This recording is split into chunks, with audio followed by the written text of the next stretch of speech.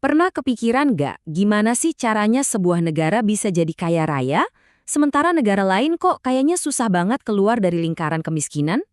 Nah, ini dia pertanyaan intinya. Pertanyaan yang jadi dasar seluruh bidang ilmu ekonomi pembangunan. Dan jawabannya, wah ternyata jauh lebih rumit dari yang kita kira. Dan udah jadi perdebatan panas selama lebih dari 70 tahun. Dan ini bukan cuma sekadar obrolan di menara gading akademis loh. Jawaban dari pertanyaan ini yang membentuk kebijakan yang mempengaruhi nasib miliaran orang. Benar-benar mengubah peta kekuatan dunia. Oke, biar gampang, kita bakal telusuri perjalanan ide ini lewat 4 era utama. Mulai dari semangat optimisme setelah perang, sampai ke pertanyaan-pertanyaan besar yang kita hadapi sekarang. Yuk, kita mulai. Kita mundur dulu ke tahun 50-an dan 60-an. Waktu itu, suasananya optimis banget.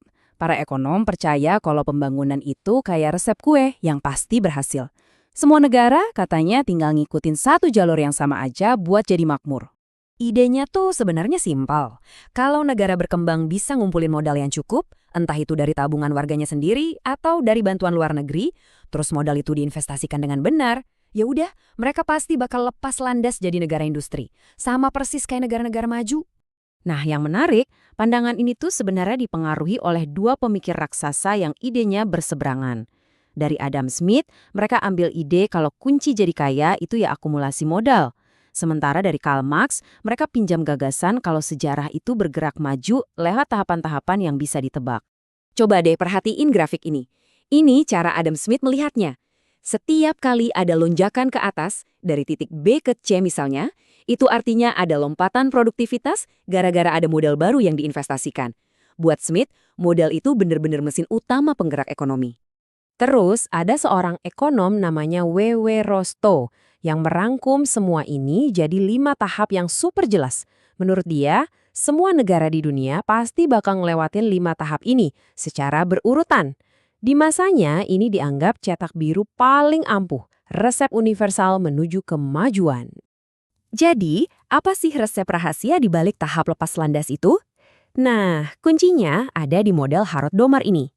Intinya, pertumbuhan itu kayak rumus matematika sederhana. Kalau sebuah negara bisa nabung dan investasi sekitar 15-20% dari PDB-nya, pertumbuhannya bakal ngikutin secara otomatis. Simpel kan? Tapi ternyata ceritanya nggak semulus itu. Masuk tahun 70-an, mulai kelihatan ada yang nggak beres. Banyak negara udah coba ngikutin resep tadi, tapi kok ya nggak lepas landas juga. Pertumbuhannya macet, kemiskinan masih di mana-mana. Pertanyaan ini akhirnya memicu gelombang pemikiran baru yang benar-benar nantang semua asumsi lama. Sebenarnya, apa yang salah dari resep pembangunan itu? Nah, dari sinilah lahir teori ketergantungan internasional. Jawaban mereka radikal banget. Kata mereka, masalahnya itu bukan di dalam negerinya, tapi di sistem globalnya. Ada yang bilang ini bentuk penjajahan gaya baru, di mana negara kaya sengaja mengeksploitasi negara miskin. Ada juga yang bilang negara miskin itu dikasih nasihat ekonomi yang salah kaprah dari Barat. Pokoknya, sistem dunianya yang nggak adil. Terus masuk era 80-an, pendulumnya tuh balik arah lagi, banting setir. Sebagai reaksi keras terhadap teori ketergantungan tadi, muncullah argumen tandingan yang super kuat, kontra revolusi neoklasik. Bedanya jelas banget kayak hitam sama putih. Kalau teori ketergantungan nyalahin faktor luar, yaitu sistem global, pemikir neoklasik justru nunjuk ke dalam negeri. Menurut mereka, biang keroknya itu ya kebijakan domestik yang amburadul, pemerintah yang terlalu ikut campur, korupsi merajalela, dan pasar yang nggak dibiarin bebas.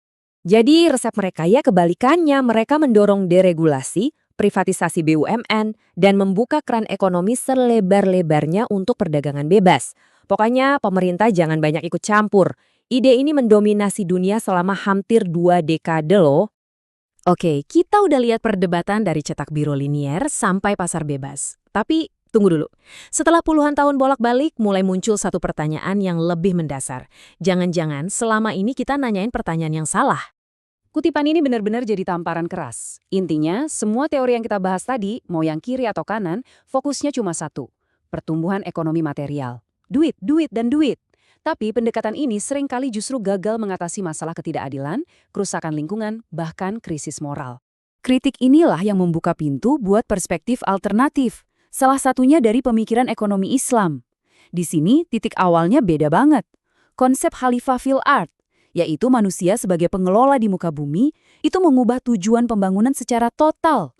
Fokusnya bukan lagi cuma naikin PDB, tapi memenuhi amanah yang lebih besar, menciptakan keadilan, keseimbangan, dan kesejahteraan yang seutuhnya buat semua. Dan ini yang membawa kita ke pertanyaan pamungkas yang menantang semua perdebatan sebelumnya. Selama 70 tahun, kita sibuk berdebat soal cara terbaik untuk mencapai pertumbuhan ekonomi. Mungkin sudah saatnya kita bertanya lagi, apakah pertumbuhan ekonomi itu sendiri adalah tujuan yang paling tepat? Sebuah pertanyaan untuk kita renungkan bersama.